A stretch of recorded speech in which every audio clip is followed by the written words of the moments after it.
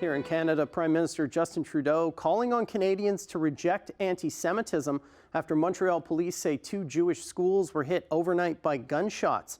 It's just one of the latest incidents of hate connected to the war and comes as that city also saw clashes between pro-Israeli and pro-Palestinian protesters at Concordia University, resulting in injuries and arrests. Jason Gaidola joining us live tonight from the newsroom with the latest. Good evening, Jason.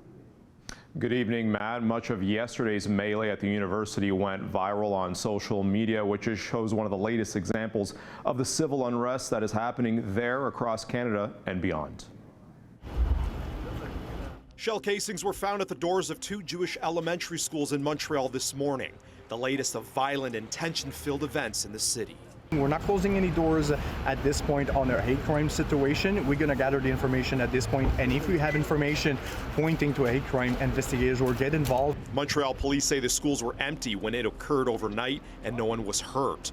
But local authorities and politicians addressed a concerning trend. Hateful comments that are spilled out every day in the public space and in social media. This is absolutely unacceptable. Concerns over escalation at recent protests, including the latest at Concordia University, where students violently clashed.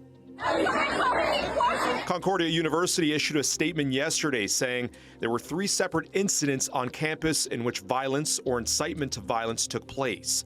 These incidents violate our values, our code of rights and responsibilities, and in certain cases are unlawful.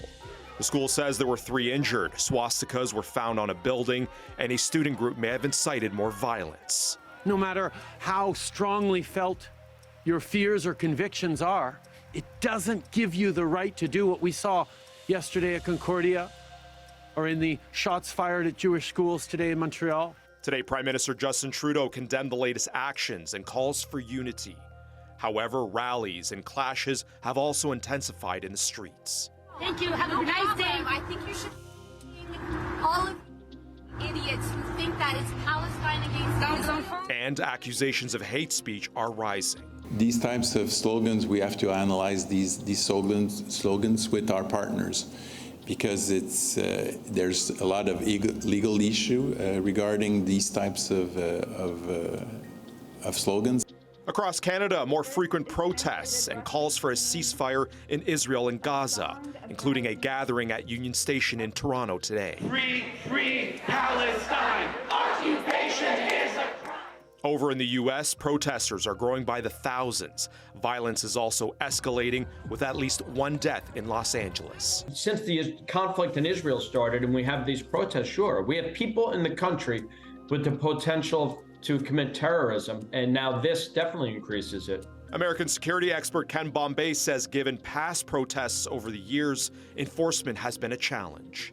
We have such a strong belief, I guess, in the First Amendment and free speech, but at the same time, there was, people died during that, say, 6 to 9 month period where we had those increased protests and riots that occurred across the United States. And to say, do we have a strategy to counter that? Not a comprehensive and unified one. And circling back to Concordia University, we did ask the school if any action would be taken against students or faculty tied to the incidents, and the school responded today with the president's statement from yesterday.